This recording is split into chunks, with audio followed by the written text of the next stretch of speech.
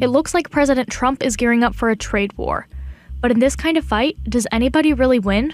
Economists are warning about hypothetical scenarios where Trump takes it too far and other countries strike back, inevitably sending the global trade community down a spiraling path of retaliation.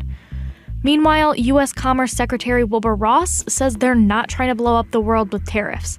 No one knows exactly what'll happen when the new tariffs go into effect, but if history is any indicator, we can make a pretty good guess. Here's what happened during the last major trade war. Let's take it back to the 1930s. America was turning inward with protectionist policy. The government was restricting trade with other countries, and in an effort to save U.S. factories, a couple of congressmen came up with a plan.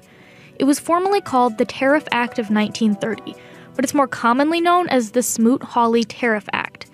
The plan faced a lot of opposition at the time, but it ultimately became law. The act raised tariffs on American imports to nearly record levels, but instead of reviving the economy, it actually exacerbated the Great Depression. Countries around the world were striking each other with tit-for-tat tariffs.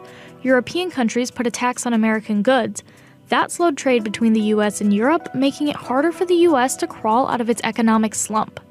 Nationalist rhetoric was heating up, with countries blaming each other for their struggles. All of that eventually escalated, turning a trade war into a real war. That's why after the war ended, countries formed the World Trade Organization to regulate international trade, in the hopes that nothing like the global trade war of the 1930s would ever happen again. Fast forward to today, here's what's at stake. Make America wealthy again. Have to do it. We're 30 miles from Steel City. Pittsburgh played a central role in building our nation. A key part of Trump's base is U.S. factory workers, so it shouldn't come as a surprise that he's pushing to revive U.S. factories. But China isn't even one of the top 10 steel importers to the U.S. That's actually Canada and Brazil. And while Trump's tariff plan may appeal to his base of U.S. factory workers, a number of other groups that usually have Trump's back are speaking out against it. U.S. businesses that import steel, like car manufacturers, and aluminum importers like beer can makers are asking him to rethink the plan. Trump's chief economic advisor, Gary Cohn, left the White House just after the plan was announced. And now, lawmakers from his own party are begging him not to do it. There is a lot of concern among Republican senators that this could sort of metastasize into a larger trade war. Wall Street wasn't too happy about the plan either. When Trump announced the tariffs for the first time on March 1st, the Dow closed more than 400 points lower.